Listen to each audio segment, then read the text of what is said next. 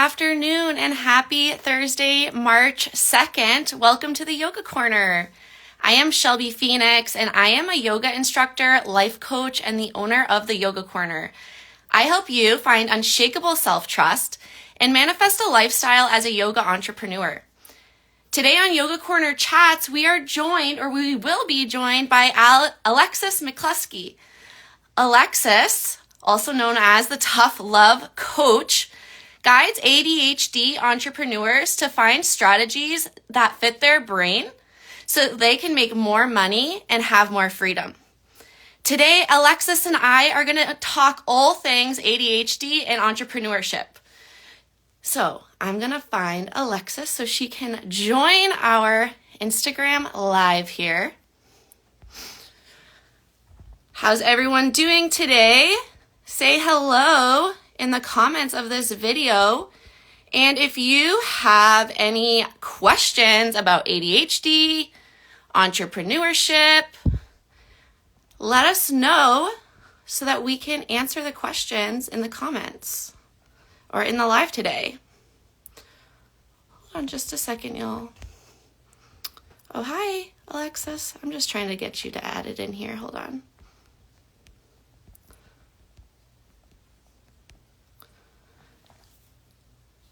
There you are. Courtney, how's it going? Hi, what's Hello. up? Happy what's today? Thursday? I never know what day it is.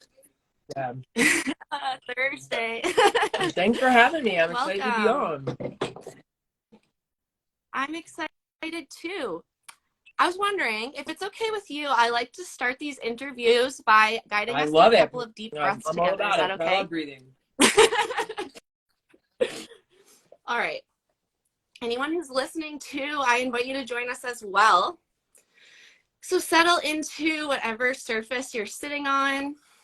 If it's safe to do so, invited to close your eyes or take a soft gaze.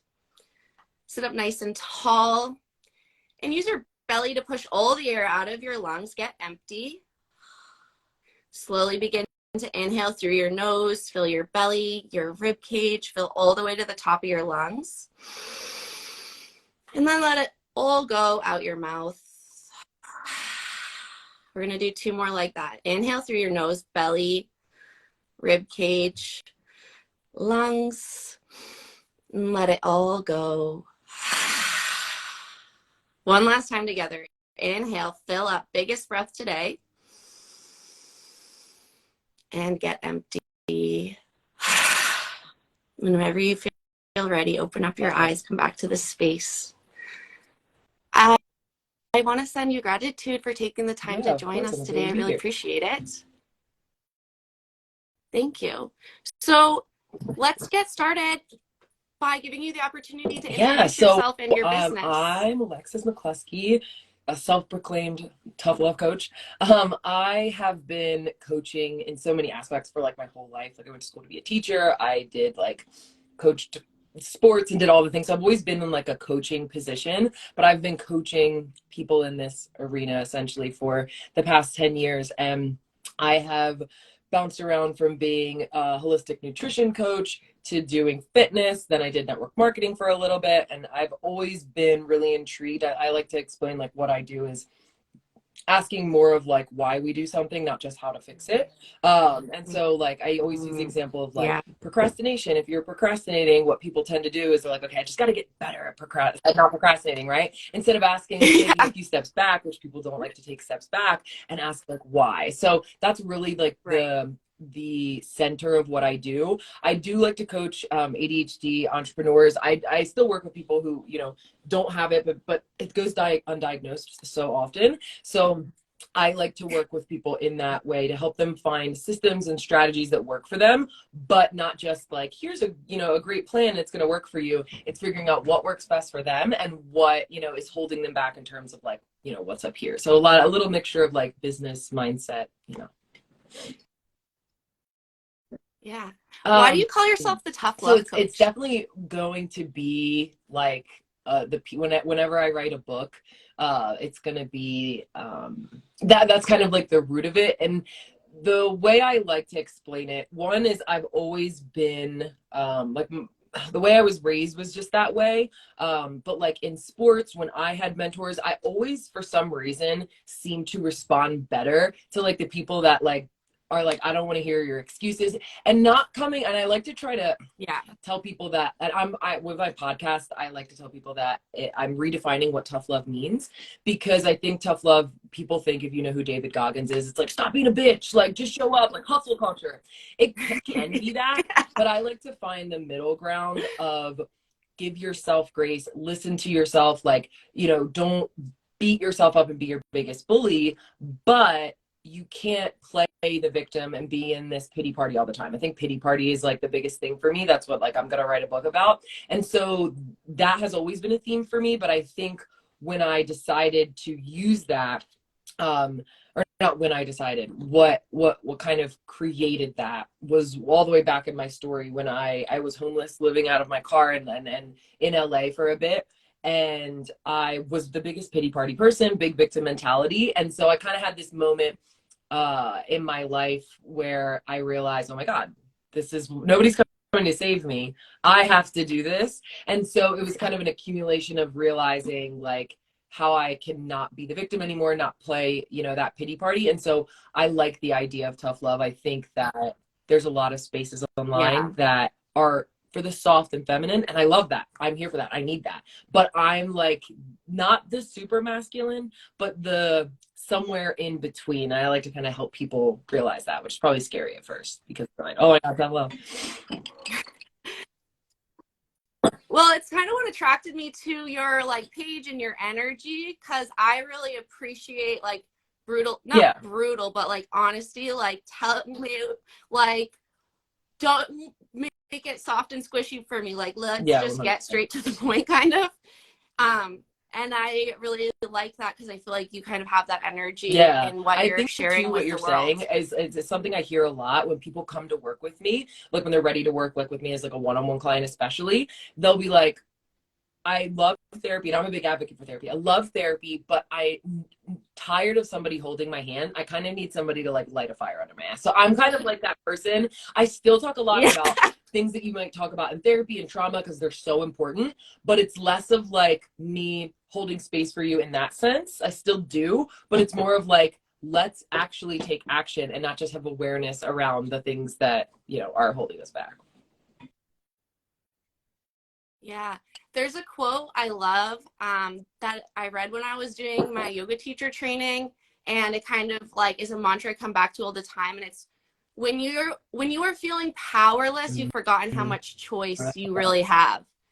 And it's like, so when you're sitting in that place where you're in your pity party, like you still have choices. You maybe just can't see them right now, what I but like they're to there. do is help pull people's like head out of the clouds, because everybody has the answers like inside of them. Sounds like a little Disney princess type of thing, but like everybody has those answers inside of them. But sometimes we are hard on ourselves, but sometimes we get too much into like that, like I just need to be, and instead of like seeing that you have choices, you have to have a balance. But I think we can fall too far to the other side, just like you can fall too far to the tough love masculine side. So Right.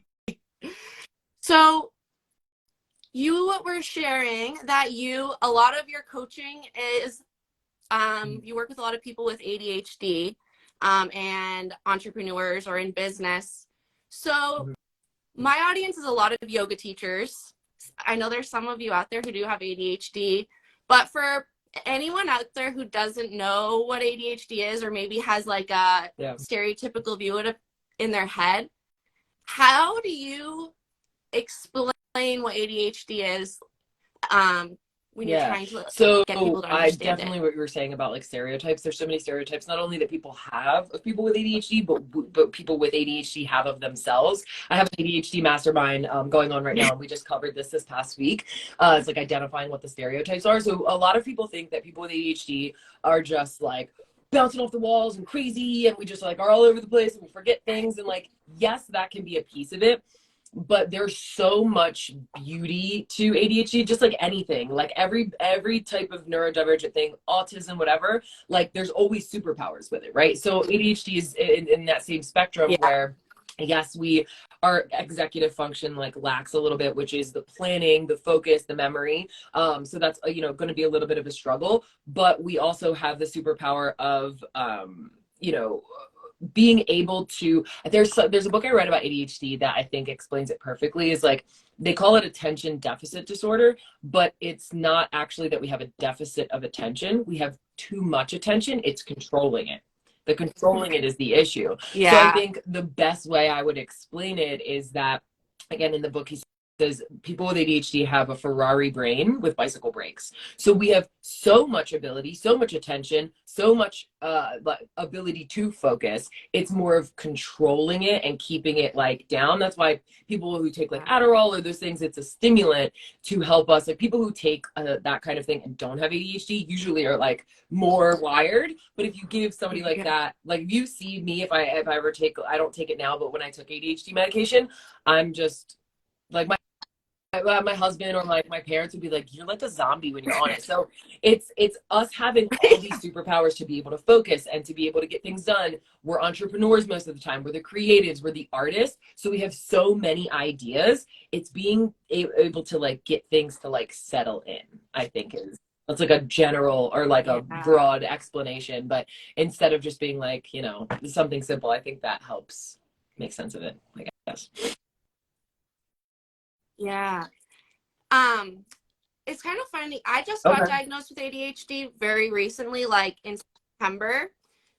And I look back on different things I've done in my life, and I feel like I've accidentally kind of put myself in places where lots of other neurodivergent people happen to be, not really knowing. Maybe I had some sort of knowing, and I was like seeking places where I felt safe or understood, I guess. And I became an entrepreneur 2 years ago. And through my diagnosis and like all my research, I learned that lots of like entrepreneurship and ADHD kind of go hand in hand or have this relationship. Why do you think think it's that because is? the way our brain works, again, this idea of like having a Ferrari brain with bicycle brakes, we are just the ideas, the again, the superpower that we have. Even though there's certain parts of our brain that there's like actual parts of people with ADHD brain that like aren't turned on, essentially, like that would be in a neurotypical person, but there's other parts that are like heightened. And so it's like the same as like, again, going back to like somebody with autism, they might struggle with other areas, but like, there's this kid I see on TikTok. He's like, I don't know, 8 or 9. He has autism, and you can give him like any company, like Dasani, Coke, whatever, and he'll literally be able to within seconds like draw the actual like label of it perfectly. And so it's like there are certain parts of our brain that I think are just like hyper turned on, and so it's like we have a literal superpower. So with that, because we are creative, the other piece that I think is a major part of why we become entrepreneurs is because, again, the way our brain works, to keep it like really simple, we have an itch that we constantly want to scratch, and it's never satisfied.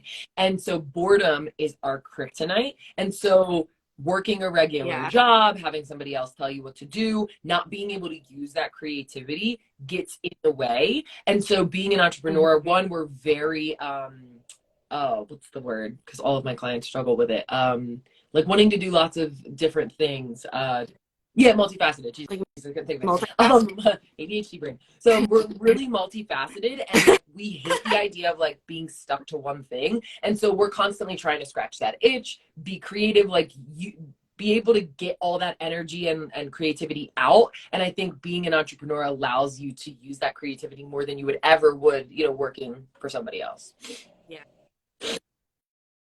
Yeah. I love how you talk about some of the traits of ADHD as superpowers. I actually have just been sharing on my page all week leading up to this about ADHD and just some like basic education and stories from my life. And someone reached out to me in the messages, and they specifically were like, can you post or share something about ADHD as a superpower?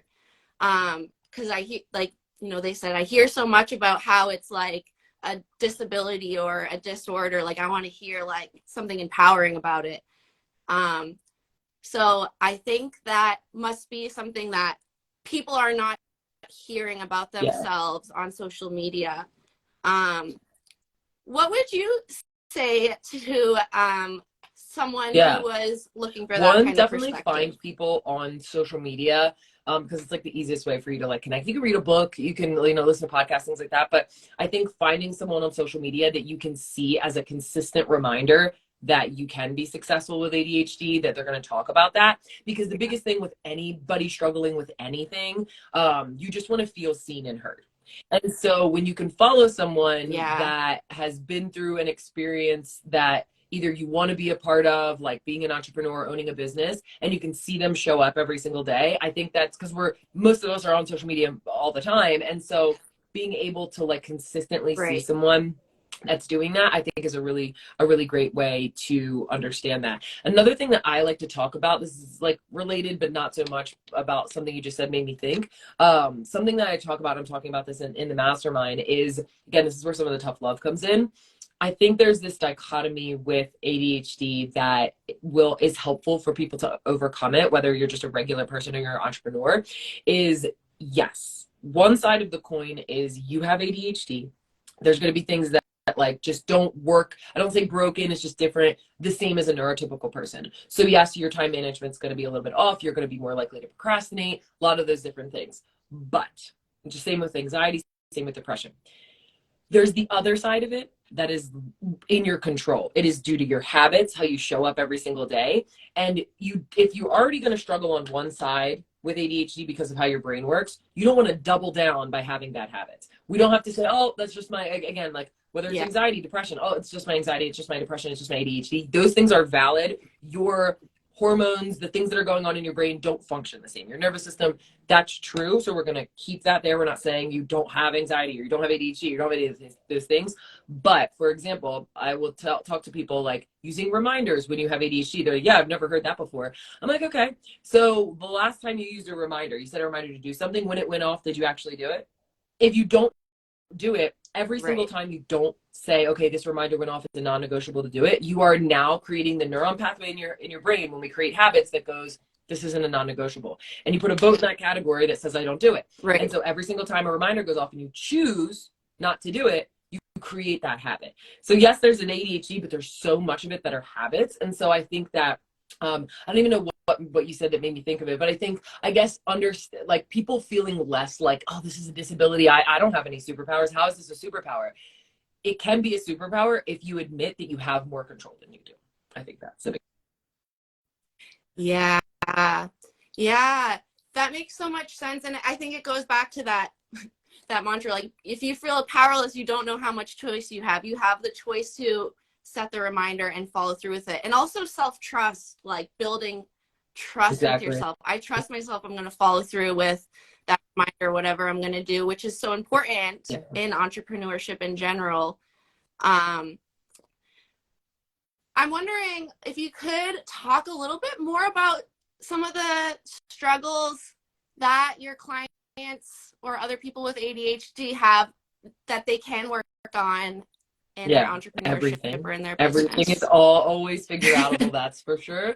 I think that a big thing that people struggle with, like there's a lot of different ones, but I would say the most common one that I work with people on is like perfectionism, workaholism, and perfectionism, workaholism, and procrastination. Procrastination is like number one, very common in people with ADHD. Again, there's lots of different reasons, but I think one of the things that when I've done my own research and study on ADHD that I've like made my own connection with, because you can read and they'll be like, there's a million reasons why procrastination. I think it goes back to the boredom thing, the us wanting, we love novelty, like we like new things. So for example, if you're good ADHD, and everybody can do this, because there's also something called VAST, which is variable attention stimulus trait, which is for people who have some of the commonalities of people with ADHD but not enough for like a traditional diagnosis. So but like let's say that you're I always use this example, like I'll be working out, and in the middle of my workout, I'm like 20 minutes in, and I'm like, oh, I forgot to water my plant. And so I'll stop my workout to go water my plants instead of doing it later, because I got bored with my workout. I want novelty. And so I'm going to go like change, because as soon as I change what I'm doing, it feels new. I'm starting to get dopamine again. I'm accomplishing a new task. And so I think that procrastination that's one of the big things, but then that's more a little bit surface level. I also think that, and I share this a lot, that there's like 6 different reasons why people procrastinate that are underneath the surface. So fear of failure, fear of success, caring about what people think, all or nothing thinking, perfectionism, and needing to know all the answers before you start. And so I think like what I just shared with that is so true for perfectionism, for workaholism. It's not just that you need to work less. Why do you feel pressure to work so much? It's not just that you can't post something because you need to be perfect. Whose voice is telling you that it has to be perfect? So I think whatever it might be that you're struggling with, it's always, and this is a lot of work that I do with people, you know, in all of my work, but especially with my one-on-one clients, is really identifying like what's that underneath thing. And that's why I said everything. You can work on everything, because if you figure out what the root cause of it is, you can help as much of it as you can, up to the point where like some ADHD stuff is going to get in the way. But the more you work, because this is pretty controversial, but I personally believe, again, through my own understanding, whenever I share this, it's very like, it splits the room, that ADHD is a trauma response, that it's not genetic. Yeah, it's not genetic. Ask you and I don't want to that. like tell people that's it. You can choose to believe what you want to believe, but like ADHD, typically, like if you look at people who have ADHD, anybody, and this is people that I've talked to as well, the symptoms typically start after something traumatic. So I know people who are like, I don't remember struggling with ADHD growing up, but I did later, and I had this traumatic experience. Because especially like when you're younger, but like, why would you be able to focus in school if you have a chaotic house back home? If you have to be hyper vigilant, why is your brain space that you need to have memory and focus and planning be able to do what it needs to do when its focus is on surviving? And so I think that one, working on the habit side of it and like what you do every day, but also knowing the more you work on that underneath trauma and you switch your trauma responses, your triggers, things like that, you'll notice, and this is from experience, that those ADHD symptoms aren't as prominent. I'm not saying you can heal your ADHD, but I'm saying how I function now as an entrepreneur compared to 10 years ago, vastly different. And a lot of the inner work that I've done. Yeah. I think that point of view is super interesting, because just in the past few decades, like, we've learned so much about trauma and about ADHD that like holding on to the idea that it's only genetic might be outdated at this point. Like, yeah, and probably more it's not genetic, but if you look at it, because if people will be like, well, my mom had it, my grandma had it, I'm like, what kind of trauma did they have? Like, most people don't not have trauma. I don't know a single person with ADHD that doesn't have trauma. I'm not saying they don't exist, but in my experience working with people, I've never worked with someone that has ADHD and they haven't had, and trauma with a big T, little t. It doesn't have to be that you were physically abused. It can be that you were like slightly neglected, maybe just even bullying in school, and not even anything crazy. Like, there's so many different things. When we're growing and our brain is literally developing and becoming more of a human, like, there's so many things that are going on that even the slightest bit of trauma can affect things like executive function. Yeah, and also the side effects, or the way trauma, you know, plays out in your body and in your mind. Like, 100%. the symptoms overlap each other of ADHD and trauma. I'm wondering, what common myth would you like to bust about ADHD? A lot. There's one I would pick specifically. I could go one way, but I'll go another way, just in case anybody watches this and is like struggling with the idea of like doing their own thing, being their entrepreneur, or being an entrepreneur, just anything where they're going to kind of be of service to someone, product-based, service-based, whatever. I think one of the things, and this is more even busting a myth of that I think people think about themselves with ADHD, is that you can have ADHD and be successful and not think, because I know I thought this for a while, if I start, and it was why I always talked about ADHD, but I didn't kind of coin myself as like someone who helps people with ADHD, because I was afraid that if someone found out I had ADHD, they wouldn't think I would be a good coach. Like they would be like, oh, she's not going to be good with time management, or Yeah. how's she going to be able to help me when she can't even focus? And that's never at Right. all been an issue. Not that there hasn't been things that have been difficult. Like sometimes on a call with a client, I literally lose my train of thought. But like most of my clients are like, they get it, they understand, because it happens to everybody.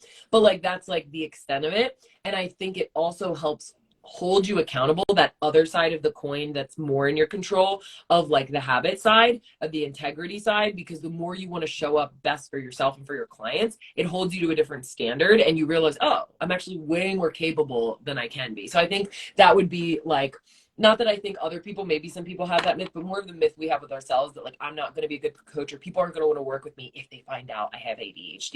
I think when we can share anything, whether it's ADHD, anxiety, depression, like I think when we can share that we have it, people are, there are of course going to be people that might not want to work with us, but our people will always work with us. So Yeah. Yeah, totally. You made me think of when I was with a client once, and we met in person at a coffee shop, and where they were sitting behind was this like stripy like wall, and I was like, that wall is too loud and I can't hear anything you're saying. Yeah. Like we have to switch. Yeah, your people will And she's always like, understand okay, that. yeah, That's the I thing. totally Like, get I that. think people are afraid that if they are honest like that, and someone didn't like that, or they never talk to them again, they were never going to be your people. You're never going to vibe with them anyway. So good, weed them out. Like, get them out of here.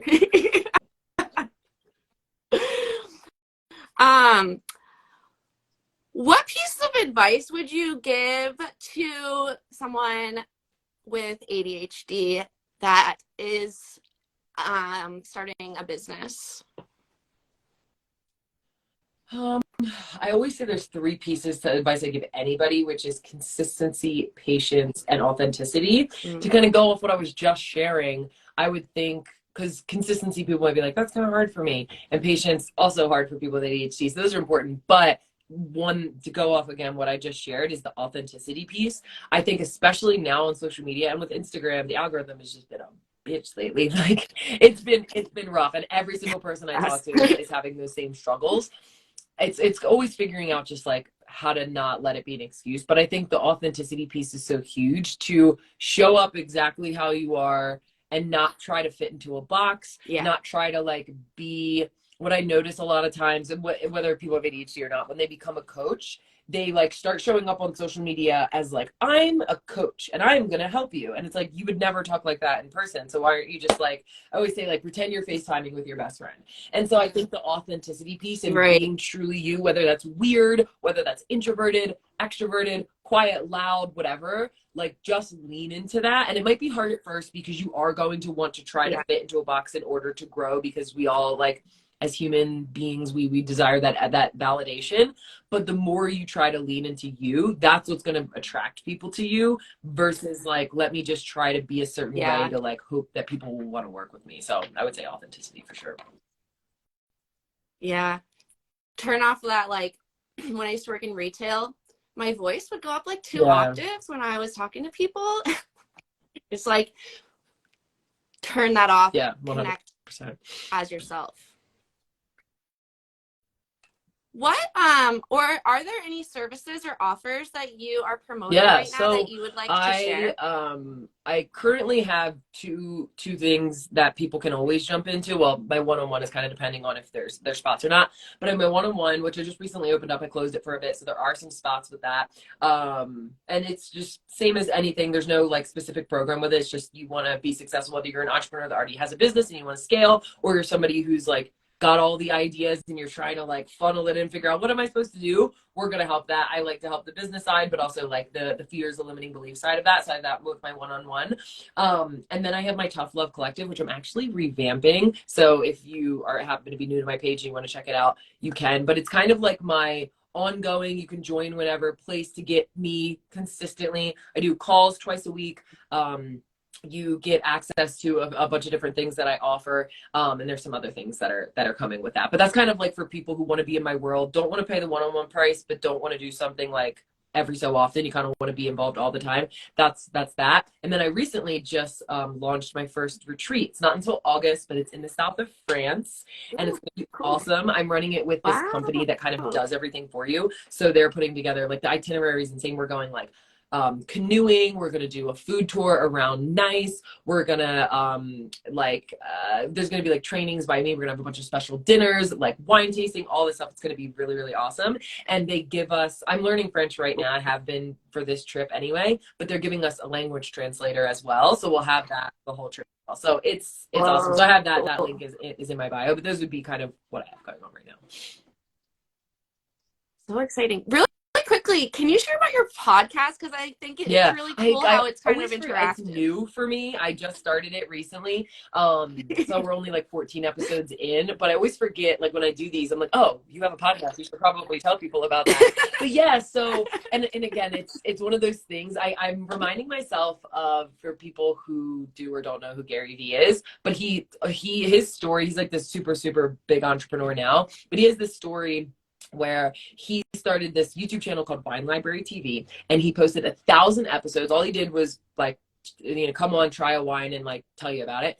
And he did 1,000 episodes before anybody gave a crap about him. And so I remind myself of that, because with my podcast, what I like to do, one, I keep them super short and sweet. They're anywhere from like 5 to 20, maybe 25 minutes long, depending. And they're less of like, here's a bunch of information on how to do something. Occasionally I'll share that, but it's more of like like a pep talk. So it's kind of, because everybody already has enough information out there in the world. We need to actually apply it, because awareness is one thing, but integration is another. And so I share them every Monday. And so every Monday on my page, I'll either share a post, a reel, or something where I call it my TLAT of the week. It's a tough love accountability task. So it's a task based off of what the episode was for you to share. And so the reason why I was bringing up the Gary Vee thing is because I know that getting this off the ground where people are really engaging with this is going to take a while, but I'm committed to it, even if it takes me 1,000 episodes before people really do. Because like I probably only get like 1 or 2 people that comment on it, but like the people who do consistently do, or they'll DM me about it. So it's shared every Monday, and then every Friday we'll have like a check-in of like, hey, did you do what you said you were going to do? So those posts are always on my Instagram for people to check out after the podcast. Well, I'm really excited to watch that project grow. I haven't listened to all of your episodes, but I did recently listen to the freestyle you did about like if you have a slow month in your business, and I really enjoyed listening to it, like because it's quick and to the point. And I also empathize because I just started this podcast. I have like 10 episodes, and it just is what it is. We just do it one day at a time. So much else. So. Is there anything else you want to share while you're here? No, I guess the only thing, because it's been the thing on my mind, just kind of like what we were talking about a little bit, is anybody that is sharing on social media right now, whether you're brand new and you're getting things off the ground, because my Instagram's like new, but it's a restarted Instagram because I hit almost 50,000 followers in my last Instagram, and then started this new one because it was just really slow. Wow. And I feel like I started it at like the worst time, because Instagram is just like not showing myself to anybody, but what it is. Very humbling experience. But I would say anybody that's like running a business, showing up on social media, whatever it is, if you feel like, kind of going off that podcast episode you're talking about, if you feel like things aren't working, you can always question what you can do better, but don't question yourself so much that you throw everything out the window. Like sometimes you just have to head down, keep showing up, even if you get literally 0 likes, 0 clients, 0 money, until like you hit a breaking point, because it always happens. It just takes a little longer. So just be patient. Don't throw everything out the window like when it's not working. So.